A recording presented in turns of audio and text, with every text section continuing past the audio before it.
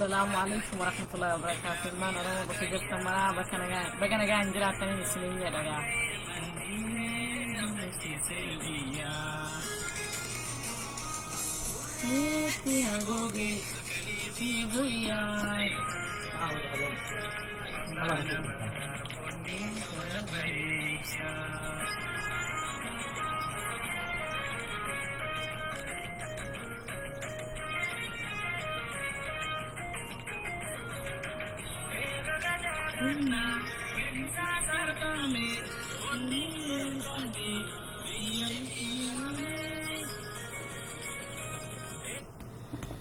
Halo, ilmaan Oromoo addunyaa tana irra jirtan mara baga nagaan jiraattan isiniin jedha irra deebi'ee dhiifamallee naa godhaati. Maqsa Oromoo tokkotti waan jedha Oromoo du'anii Oromoon du'anii jetti. Ka duutuuf Oromoodha, ka duutuun illee Oromoodha, ka biraatii miti. Sometimes waanuma gale maraa yoo alaalinis gaarii miti, yoo booyanis gaarii miti. Waan maraa yoo galte kolfaaf jabinaan bira darbu laafuu booyuu osoo hin taane wanni tokkittiin annatti dhagahameen arra siine laayifiidhaaf Oromoon addunyaa kanarra jirtu miliyoonaan lakkaa'amti. Mana dhibbaa kumaa bira dabartee miliyoonaan wara lakkaa'amu warri addunyaa kanarra jiru. Especially North America, Europe, warri jirtan Australia lakkoofsa hin qaban. Wanni ani maaksa kana jedheefis Oromoon du'anii wanni ani isiniin jedheef Abdinaasir yookaan walaabummaan gaafa Oromoon sagalee hin qabne, gaafa Oromoon martinuu amma akka ammaa kana social media irratti gadi baatee hin dubbanne, gaafa Oromoon martinuu gadi baatee warri activity ta'ee warri dhuunfaa social media mataa isaanii qabu ta'ee warri kun akkana heddummaatee waa'ee Oromoo hin dubbanne osoo warqaa dhaloota biyya sanii hin qabne nama lubbuu isaa wabii gaafatatee osoo wabii sanuu bakka hin milkaa'in miidhama Oromoo sana ummanni addunyaa kun haa argu, ija addunyaa tun haa argitu, gurri addunyaa haa dhaga'u jechaadhaaf falmataa ture. Osoo guyyaa takka if duuban qusatiin, osoo guyyaa takka miidhama hiree isaa fuulduraaf gufuun natti dhufti moo natti hin dhuftu osoo hin jedhin fedhii isaatii fi fedhii ilmaan isaa dura fedhii saba isaa durse. Saba kiyyaafin du'aa kaleessa gaara ture gaara dadhabadee dhufe ala kanatti silent ta'ee sabni kiyya miidhamu, sabni kiyya hin sarbamu, hin ajjeefamu, hin roorifamu. Karoorifame sana ammoo akka ummanni addunyaa dhagayuuf, akka ummanni addunyaa arguuf ka dubbataa ture iyyaa turetu isa. Warreen maayii kana egaa social meediyaan ka afaan beeku afaan hin beekne martuu gadi baheetuma sirba. Garuu walaabummaan gaafa roorroon saba isarra turte hamtuun dukkanoytuun sun osoo mootummaan Itoophiyaa waan feeti kenniteef, osoo mootummaan Itoophiyaa waan feeti ofar gooteef jirtu dura dhaabbatee ani saba kiyya horiidhaan hin jijjiiradhu, saba kiyya dantaa dhuunfaa kiyyaadhaan hin jijjiiradhu nama falmaa turedha. Oromoo irraa dhalatee ammoo goofandii isaa banamte over 2 months ji'a lamaa ol ka ta'e kadhannee fi mee isuma sanuu inni mana hidhaa jira dubbachuu hin danda'u barreeffatee bakka adda addatti ergatee mee na gargaaraa saba kiyya jedhee namni itti dhagahame tokko goofandii banneef. Oromoon addunyaa tanarra jirtu doolara 100 miti, doolara takka osoo buusanii fi $1 bunni tokko dhuguudhaaf ani biyya biraan beeku Ameerikaa keessatti Starbucks dhaytee buna kubbaaya tokko dhuguudhaaf doolara 5 oliidha. 5 ol malee 5 gadi hin jiru. Mee guyyuma tokko ilmi namaa if qabee waan bunaan dhugu Oromoon tun mee waan biraa hafu siyaasaan achi haateettuuti. Siyaasaan irraa kubbaa miilaa taateetuunii fi kayitti dhumataa jiruuf itti bu'aa buufatis ka biraati siyaasaa chaateetu maquma oromummaaf jecha siigalee maquma oromummaaf jecha oromoon addunyaa kanarra jirtu buna kubbaayyaa tokko afaaniif qabdee osoo goofandii sanirra darbitee nama guyyaa tokkotti waan argatee waan gaafate sanii miti sa'a tokkotti argachuu danda'u. Oromoon gaafa isin si dubbattu gaafa isin si faarfattu gaafa isin si jaalattu guyyaati biyyee jala dabarteedha. Osoo arda Abdinaasir du'ee jedhanii dhiiraa dhalaadhaan sooshaal miidiyaa irra baay'ee ka booyuuf ka suuraa isaa naanneessu hedduudha. Garuu Oromoo ta'ee Oromoo irraa akkas dhabuu isaa hedduu natti dhagahaman dhugaa isiniin jedha. Bagaan harka Oromoo jalan qabatin. Bagaan Oromoo na gargaar hin jedhin.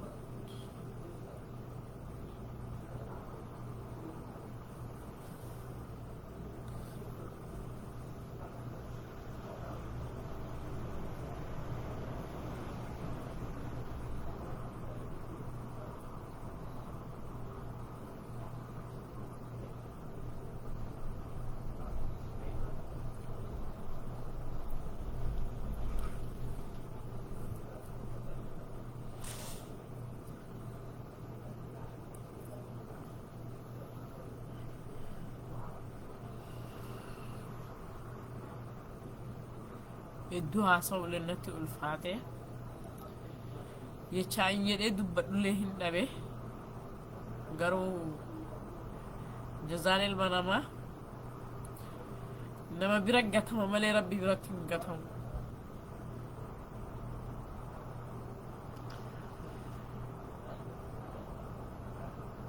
Ani waa takkaan isinii dhaammada akka Aashatti.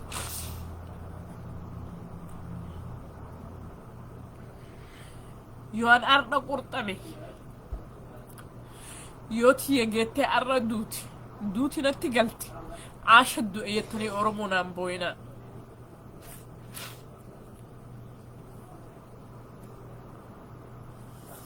Ka cadaaba naa kadhatus ka jannata naa kadhatus naan kadhatinaa isinii himaa. Ana akka Aashatti yoo arda tiye geetteen awwaalan naan booyinaa Oromoo. Dhaamsi kiyya kana wanni narra laayivii seeneef. Namni Oromoo du'e duuti isaa harka Oromoo malee akka bakka biraan taa'in mammaaksi Oromoon hin kijibdi malee kijiba mammaaktu. Abdinaasiritti isinirraa bahe Oromoo waan biraatiin miti. Ani Oromummaa malee na waliin hin dhalanne Oromummaa san malee wamaa walirraa hin qabnu qabsoo fi gabrummaa isa biyyaa baafte santu lagaana baase. Dhugaan isiniin jedha.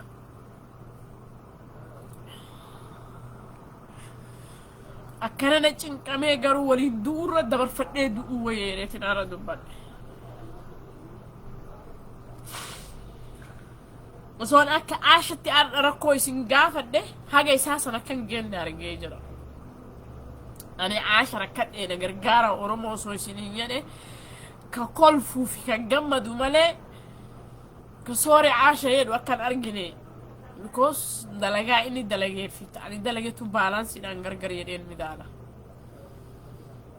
Gaafa anin akka nama tokkotti waan dhuunfaa kiyyaa dalagachuudhaaf guluuf gaafan akka nama tokkotti ilmaan kiyya guddifachuudhaaf gulufu gaafaan hiriyaati yaan dorgome akka hiriyaanti jiraattu jiraadha jedhee ani gulufu san nama gadi galee mana isatti gadi galee ilmaan isaa akkuma hin qabnee ture Abdinaasir. Nama balbala United Nation dhadhayee bara Oromoon dhumachuu jirti, Oromoon gudeedamu jirti, Oromoon saamamu jirti. Siigalaa biyya dhabnee wanni biyyaa nu baase rakkoo diinaati jedhee nama falmataa turedha. Ilmi namaa yoo du'e qofa wal faarfachuu osoo hin ta'in yoo inni jiru dalagaa isaatiin kabajaa argachuu qaba. Osoo arda سبب براته رب الكعبة ككدي عبد الناصر قياتك كامتي ساعتك اونلاين بيانين كده تليف مالك تولري يبلون دوئي ينيجيرر يبلون دبري غافا سنمني اورمو مالي يرو سمي اوفت يوني دوئي سان نمني كون اورمو داي ديتي دغا هما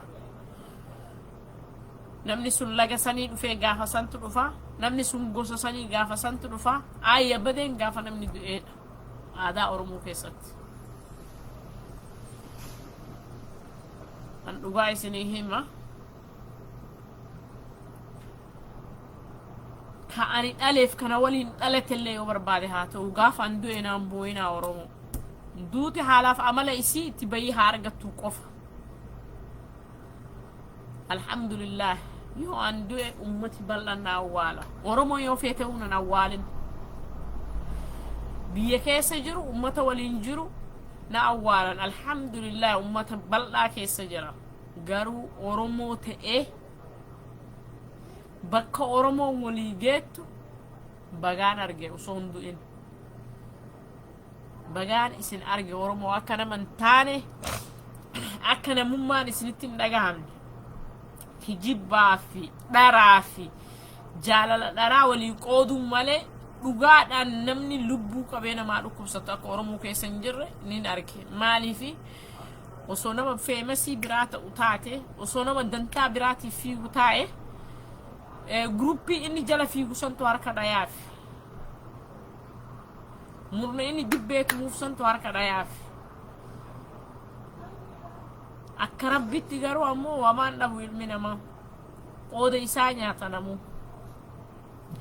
namu waan qooda isaa nyaatuuf rabbi isa hiree isaatii ol haa godhu hagaseen rabbiin kadhadha sujuuda shanan kanaaf nagayaan naa jiraadha oromoo bal'oo namni waraabbiin kiyya kun geette mara naa facaasaa aashaa maaltu dubbisee maaltu goochisee maaltu itti dhagahamee sii galee